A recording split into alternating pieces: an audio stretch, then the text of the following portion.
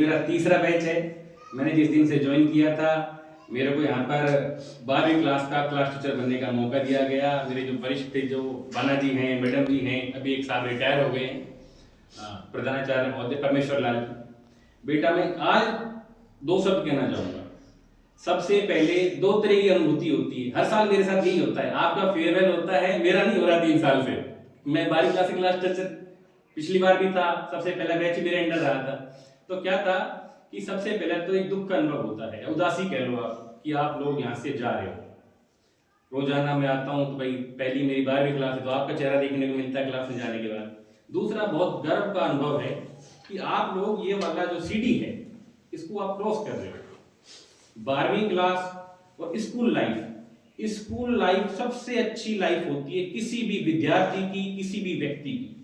College में आपके सामने बहुत सारी चुनौतियां, कॉलेज की तरफ से भी, अब आप बड़े हो रहे हो तो घर की जिम्मेदारी आएंगी आपके ऊपर, उसके साथ साथ आपको पढ़ाई भी करनी है। दूसरी बात यह है, आप लोगों ने पूरे साल भर मेहनत की है, 10वीं मेहनत की है, 11वीं मेहनत की है, सबकी तैयारी बहुत बढ़िया है। लेकिन समाज क्या मानता है, जो इतना बड़ा वो पर्चा आता है ना अपने रिजल्ट के टाइम पे, उसमें जो आपके नंबर होते हैं उसको एक मतलब मानक माना गया है कि आदमी कितना होशियार है, कितना कमजोर है, क्या किया ना किया। अभी आपके पास पूरा महीना है, एग्जाम पूरे महीने भर चलेंगे, 4-5 दिन बाद एग्जाम स्टार्ट हो जाएंगे। पूरी मेहनत पे आपको फोकस करना है, तबीयत का ध्यान रखना है, मौसम चेंज हो रहा है। दूसरी सबसे बड़ी बात यह है, किसी के मन में अगर ये हो, किसी के भी हो 11वीं का 12वीं का, कि मैंने उसको डांटा और पीटा कि यहाँ पे मैं माफी मांगू, नहीं, वो मेरा कर्तव्य है। मैं इस बैच को खूब पीटा, आने वाला आएगा, गलती करोगे मैं दोबारा मारूंगा, ये मेरी ड्यूटी है। भाई जमीन का अपना विवाद तो है नहीं, अपना झगड़ा जमीन का है। बीच में एक दो बात ऐसी आई थी कि किसी टीचर ने पीट दिया, ये बात हुई, वो बात हुई, हमारी नैतिक जिम्मेदारी है।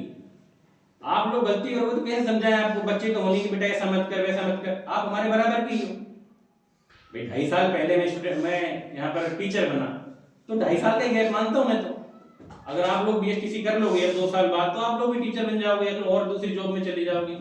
फिर मैडम ने एक बात कही थी कि जरूरी नहीं है कि सबकी जॉब लगे, और ये सबके सामने फैक्ट भी है, हर कोई सरकारी नौकरी में तो नहीं है। लेकिन पढ़ाई छोड़ देना अपने पैर पर कुल्हाड़ी मारने के बराबर है। पढ़ाई मैं आज भी पढ़ रहा हूँ, मैंने एमए ज्योग्राफी से करी, मैं एमए इंग्लिश लिटरेचर से कर रहा हूँ। मैं क्यों कर रहा हूँ? मेरी तो नौकरी लग गई ना, 2 टाइम की रोटी मिल रही है मेरे को, लेकिन मैं क्यों पढ़ाई कर रहा हूँ? जब तक आप कर सकते हो तब तक करो, कौन मना करता है आपको? पढ़ाई छोड़ना ऐसा मान लीजिए कि सारे रास्ते बंद कर देना, और जब तक आप पढ़ाई कर रहे होते हो तो आप एक चौराहे पर खड़े होते हो कि आप उस रास्ते जाना है तो आप उधर जा सकते हो, दूसरे रास्ते जा सकते हो।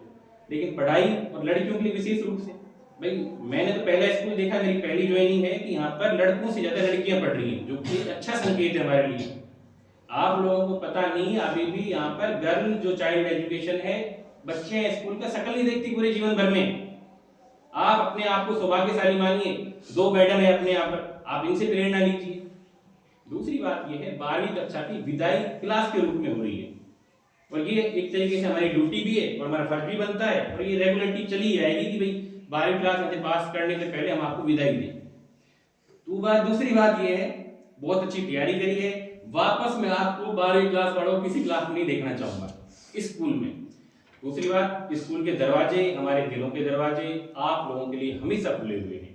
कोई चीज पूछनी हो, पारिवारिक कोई चीज पूछनी हो, हम जहां तक हो सकते हैं आपको अच्छी राय देंगे, आप हमेशा पूछ सकते हो। मैंने वैसे आपको आजादी भी दी है कि कोई परेशानी हो, पढ़ाई से रिलेटेड, घर से रिलेटेड, आप मेरे से पूछो, मेरे पे जहां तक हो सके मैं उसको बताऊंगा, फोन करूंगा। अच्छे पढ़ो, कोई फॉर्म भरना हो आगे जाके, किसी भी चीज में दिक्कत हो, 2 बैच पास आउट हुए हैं, वो अभी भी मेरे संपर्क में है। दूसरी सबसे बड़ी बात यह है, खुद के प्रति ईमानदार रहना बहुत जरूरी है। देखो दूसरे लोग जो आपको सर्टिफिकेट हर गली मोहल्ले में हर जगह देते फिरेंगे कि फलाना ऐसा है, तू ऐसी, तू ऐसा है, ढिमका है, लेकिन आपको पता नहीं मैं खुद सही हूं, तो फिर दुनिया चाहे कुछ भी कहे, लेकिन आपको उसका आकलन करना आना चाहिए कि आप सही हो कि नहीं हो। अगर आप गलत और आपको सही मान रहे हो, वो तो बहुत गलत बात होगी, फिर तो सुधार की गुंजाइश ही नहीं है। ठीक है।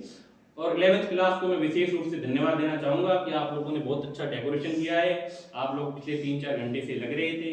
बेटा दूसरी बात यह है, एकलव्य वाली कहानी सुनी होगी आपने, गुरु दक्षिणा वाली।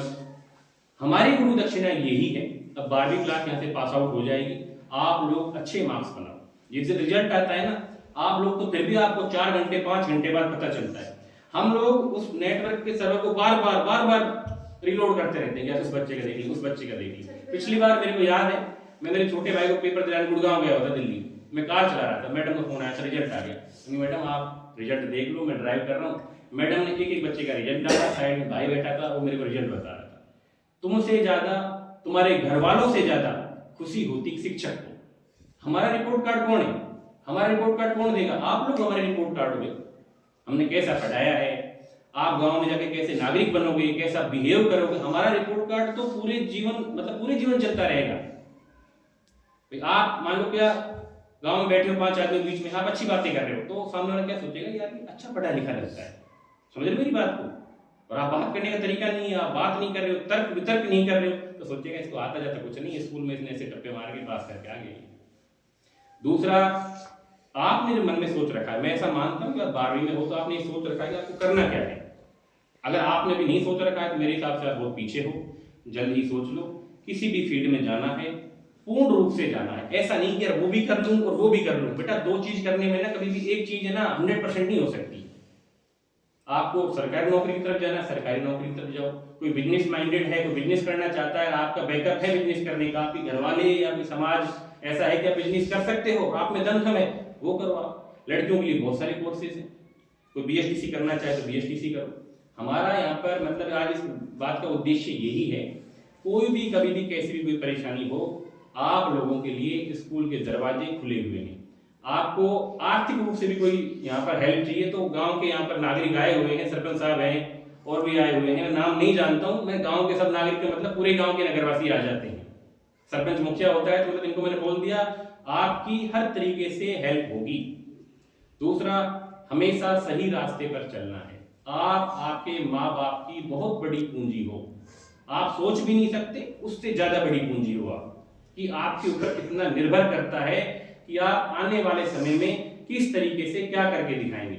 अभी तक तो क्या है बेटा, सुबह बनी हुई मिलती है, अब जाओगे तो भी बनी हुई मिल जाएगी। जब कमा के लेके आओगे ना, असलियत तब पता चलेगी, क्योंकि जब खुद पर बीतती है ना, पता तभी चलता है। मैं यहाँ पे 400 किलोमीटर दूर, मेरे से जितना हो सका, जितना मेरे से हो सका, मैंने आपको उतना पढ़ाने की कोशिश करी। ये टीचर सारे बैठे हैं, सभी का इतना सहयोग रहा, बहुत, मतलब मैं वर्ड्स में तो उसको बयां कर ही नहीं सकता कि टीचर्स किस तरीके से सपोर्ट करते हैं एक दूसरे को, वो तो आप भूल ही जाइए। मेरा कहने का मतलब ये, ढंग से पढ़ो, हम लोग ना दूर आपसे हैं, यही हमारा गांव है। अभी तो पता नहीं कब तक इसी गांव में रहना, हो सकता है यहीं से रिटायरमेंट हो, पहली ज्वाइनिंग नहीं है।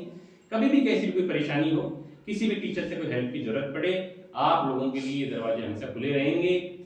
आराम से पढ़ो, तबियत का ध्यान रखो, पूरा पेपर अटेम्प्ट करके आना है, बिल्कुल नहीं घबराना है। घबराते वो हैं बेटा जो तैयारी पूरी साल भर नहीं करते, अपन ने पूरी साल भर मेहनत करी है, ठीक है ना। और भी अभी है टाइम एग्जाम्स में। आप सभी को मेरी तरफ से, सभी स्टाफ की तरफ से बहुत बहुत शुभकामनाएं। ऐसे ही आगे बढ़ो, अपने गांव का, समाज का, माता पिता का नाम रोशन करो।